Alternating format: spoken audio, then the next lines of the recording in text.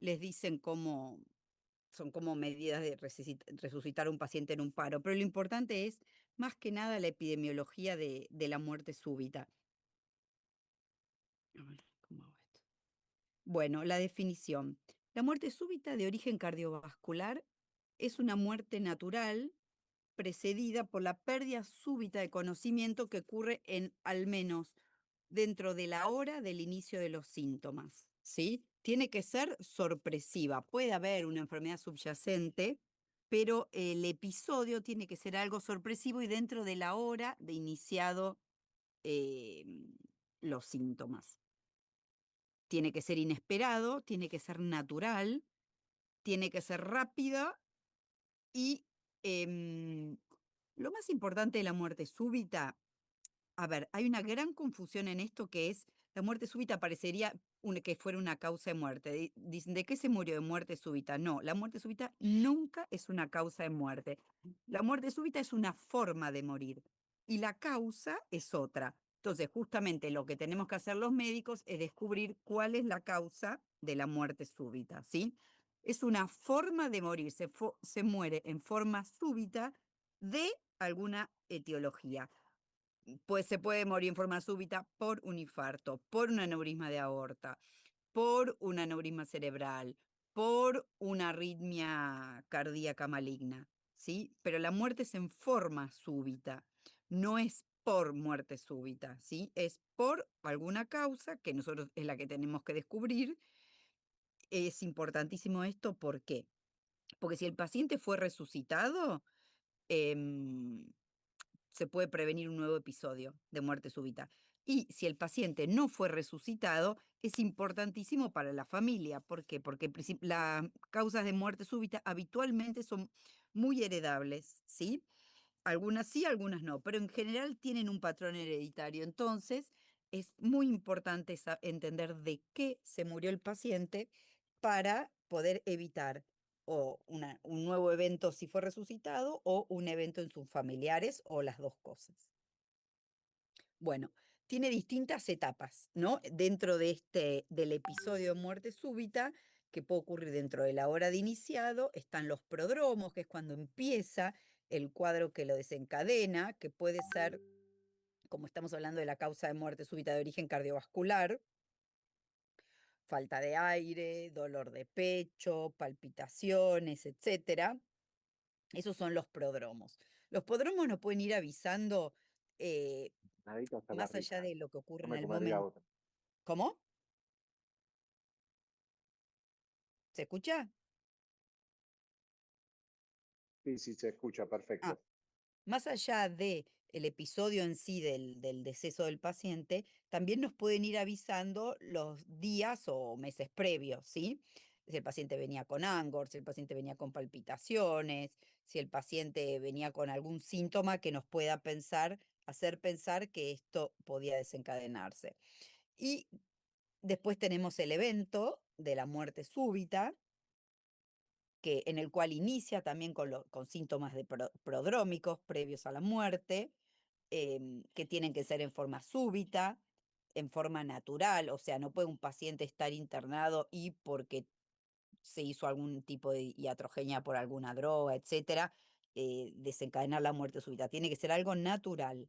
Entonces comienzan los cambios cardiovasculares que generan los síntomas, que puede ser arritmia, que puede ser hipotensión, que puede ser dolor de pecho, falta de aire, deterioro del sensorio, etcétera. El paciente entra dentro de la hora en paro cardíaco con una pérdida de conocimiento por disminución crítica del flujo cerebral, por disminución del volumen minuto cardíaco, em, y ahí viene la muerte. Esa muerte biológica es irreversible, pero en el interín, entre que se desarrolla el cuadro y que la muerte es completa, nosotros podemos hacer maniobras de resucitación y la muerte súbita ser revertida, pero el tiempo es muy exquisito, son unos pocos minutos, por eso es muy importante que se sepa actuar a tiempo. Eso implica para toda la población en general, ¿no? Las medidas de RCP, las medidas de RCP avanzada, todo lo que dice la CLS, etcétera. Y después, si el paciente no es resucitado o si intenta ser resucitado, pero la causa de muerte persiste, ocurre la muerte biológica. No siempre podemos revertir la muerte súbita. Si la muerte súbita está relacionada a algún evento que no es reversible, no, por más que nosotros lo intentemos, no vamos a poder hacer nada. La muerte súbita es reversible solamente cuando es reversible la patología que la está desencadenando, ¿sí? Bueno, y la etiología, son un montón. Mayormente son arrítmicas, ¿sí? Pero la etiología de la arritmia puede estar desencadenada por alguna otra causa. En primer lugar, la arritmia más común que genera muerte súbita es la fibrilación ventricular, porque la taquicardia ventricular es difícil, la taquicardia ventricular en general mantiene un volumen minuto suficiente como para mantener al paciente con vida, salvo que se perpetúe en el tiempo y desencadene una fibrilación ventricular, ¿sí? Como ahí cesa completamente el volumen minuto cardíaco, todos los órganos dejan de ser irrigados y ocurre la muerte súbita. Es la causa más común. También puede ocurrir las bradiarritmias, pero eso no es tan frecuente porque en general, como vimos en la clase de bradiarritmias, que haya una sistolia total es muy difícil. Más que nada si hay actividad eléctrica sin pulso, pero dentro de las bradiarritmias como tales, que la sistolia sea tan marcada y tan prolongada en el tiempo para que genere una muerte súbita no es habitual. Por eso en general las taquiarritmias, como la fibrilación ventricular, es lo más común. Y la etiología, bueno, todo depende de la edad del paciente. La cardiopatía isquémica se lleva el podio, ¿sí? Pero en general esto ocurre en adultos grandes. Después, en la gente más joven están las miocardiopatías, los trastornos eléctricos primarios, las causas secundarias a alteraciones electrolíticas, a canalopatías, ¿sí? A insuficiencia cardíaca, etcétera. Em, Más o menos de todas las muertes de causa cardíaca, la muerte súbita es representa entre el 20 y el 30%, es bastante frecuente, ¿sí? Eh, bueno, y entre otras causas, como le dije antes, la disociación electromecánica, la ruptura cardíaca o de grandes vasos, el taponamiento, el TEP, etcétera, ¿no? Bueno, este es un cuadro requete viejo de supervivientes de un paro cardíaco de acuerdo al mecanismo electrofisiológico. Si ustedes se fijan, eh, las taquiarritmias, como la fibrilación ventricular, ocurre, desencadenan la mayor cantidad de paros cardíacos y son las más frustrantes en cuanto a su desenlace, porque salvo que uno tiene unos minutos muy exquisitos para poder actuar. No es como si se fijan la segunda arritmia, que es la taquicardia ventricular, que como el volumen minuto no disminuye tanto, al paciente le da tiempo y al médico le da tiempo para actuar y revertir el cuadro de la fibrilación ventricular o la taquicardia ventricular. La fibrilación ventricular es muy raro que el paciente pueda sobrevivir, salvo que haya un DEA, un desfibrilador externo cercano, o que, que el paciente reciba maniobras de RCP suficientemente prolongadas hasta que venga un DEA, ¿no? Porque en sí misma no es una causa, no es una arritmia reversible la fibrilación ventricular.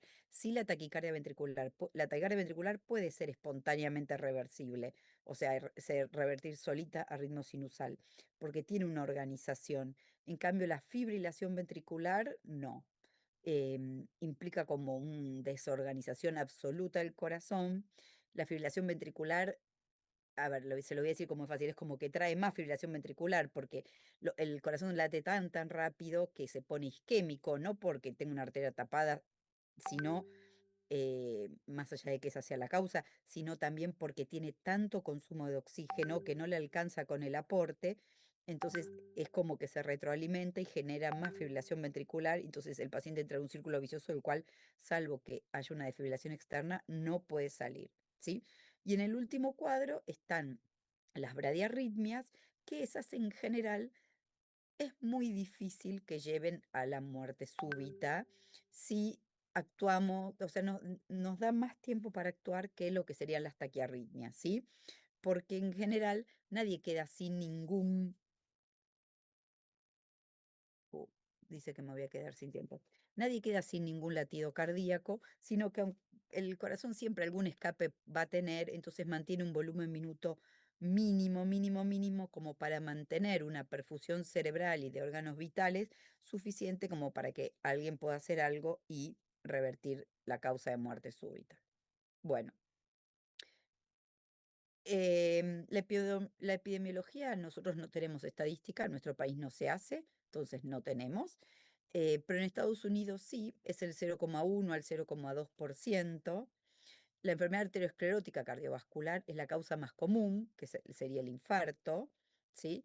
Es el responsable del 75-80% de las causas de muerte súbita, en general mayores de 40 años, em, ya que el 50% de los eventos coronarios agudos, llámase infarto o YAMNO-ST, terminan en muerte súbita, ¿sí? Por eso se crearon las unidades coronarias, justamente para evitar la muerte súbita relacionada a estos, o para tratar la muerte súbita relacionada a estos eventos. ¿Sí? Y a veces ocurre que en uno de cada 4 pacientes debuta con muerte súbita, o sea, el inicio de la enfermedad o la primera manifestación de la enfermedad de la coronariopatía o de la vasculopatía es la muerte súbita.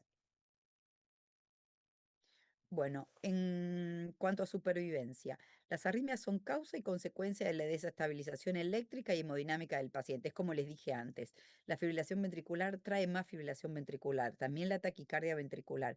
Si no la revertimos a tiempo, el corazón late a una frecuencia cardíaca muy alta y en forma disincrónica, entonces eso lo desestructura y hace que termine desencadenando una fibrilación ventricular y una muerte súbita, ¿sí? Los episodios de fibrilación ventricular no tratados, en 4 a 6 minutos más o menos ya empieza a producirse un daño cerebral que no tiene retorno. Si uno, por supuesto que las neuronas no se mueren todas al unísono, entonces a los 4 o 6 minutos ya empieza a dejar algún tipo eh, de necrosis neuronal que va progresando hasta un tiempo X, de acuerdo a cada paciente, en el cual ya la muerte biológica es completa. La duración em, de este fenómeno o de la arritmia que genera la muerte súbita depende mucho del estatus basal del paciente. Por ejemplo, un paciente joven, sano, puede tolerar una fibrilación ventricular mucho más tiempo, un paro cardíaco mucho más tiempo que un paciente ya deteriorado, con cardiopatía, con un anciano, etcétera, ¿sí? Entonces, el tiempo no es único, el tiempo depende de las características de cada paciente. Em, pero en general somos bastante deficitarios en la resucitación de los paros cardíacos. ¿Por qué?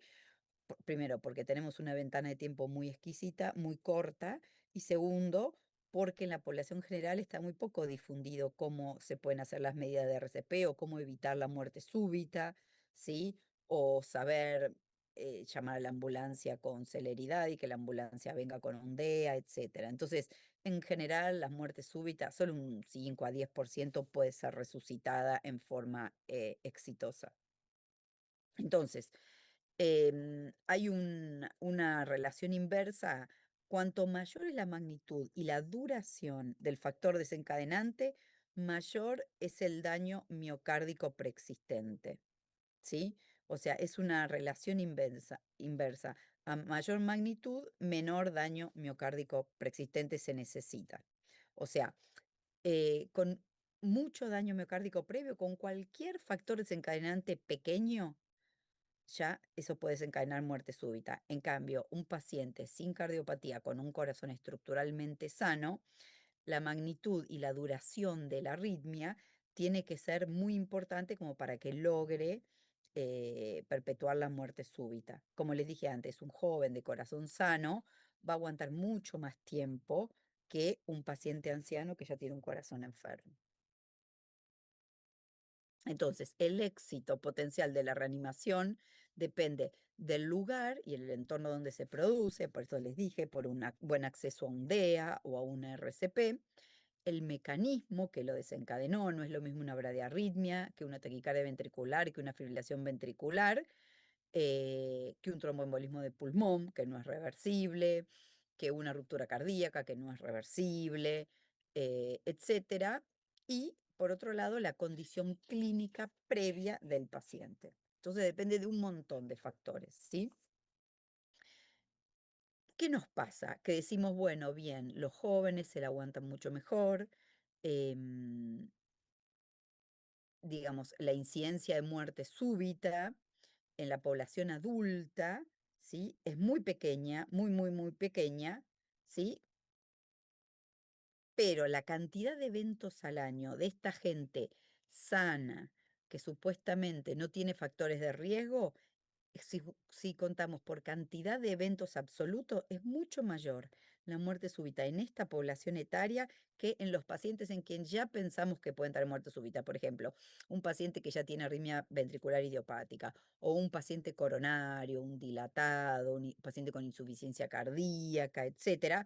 Uno siempre va a pensar que estos son la mayor cantidad de pacientes que se mueren, pero no, por una cuestión de incidencia y prevalencia, estos pacientes, en realidad el número absoluto de muerte cardíaca ocurre en los pacientes sanos en quien no prevemos que pueden tener un deceso de esta característica. Entonces también estamos mucho menos preparados em, para revertir el episodio de muerte súbita. Entonces, ¿cuáles son los dos grupos etarios de edad con mayor incidencia de muerte súbita? Los bebés, los neonatos, hasta los 6 meses, por la muerte blanca o la muerte súbita del neonato. Después hay un gap en el que es la menor prevalencia, que son desde los chicos hasta los adultos jóvenes, hasta 40 años más o menos, y después aparece la época de la vida en el que más incidencia hay, es que es entre los 45 y los 75 años, que es el 0,001, o sea, el 1 en 1000, ¿sí? O el 1 en 2000. En la población adulta, la incidencia se incrementa en manera gradual con la edad. Obviamente, ¿por qué? Porque empieza a prevalecer la coronariopatía, la insuficiencia cardíaca, el deterioro, digamos, de la salud de todo el organismo, que nos lleva a alguna bradiarritmia, un tromboembolismo de pulmón, algún evento que genere disociación electromecánica, una ruptura de aneurisma de aorta, etcétera, ¿sí? El paciente, cuanto más enfermo está, más chances, de acuerdo a la edad, más chances tiene de morirse, hasta 25-35% por año.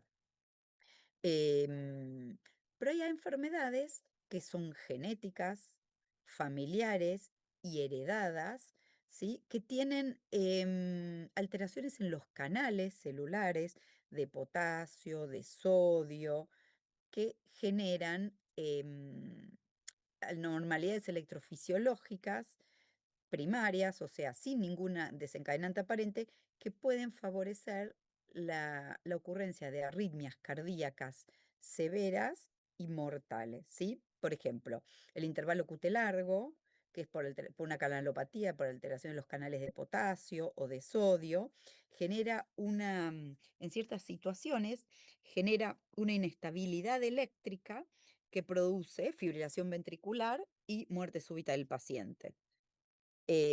Estos eventos son fácilmente reversibles en general por un desfibrilador, porque no hay, porque es como si fuera un cortocircuito transitorio. Uno lo revierte y todo vuelve a la normalidad. Hay un desencadenante que generó la arritmia, porque son pacientes vulnerables eléctricamente, pero si uno, digamos en fácil, los acomoda, enseguida se revierte. Las miocardiopatías hipertróficas ocurre lo mismo, tiene una alteración estructural del miocardio que favorece la génesis de arritmias reentrantes y con cualquier desencadenante, estas arritmias se pueden perpetuar, pero si uno las cardiovierte o las choca, ¿sí? Todo vuelve a su normalidad. La displasia ritmogénica del ventrículo derecho, igual que la miocardiopatía hipertrófica, pero por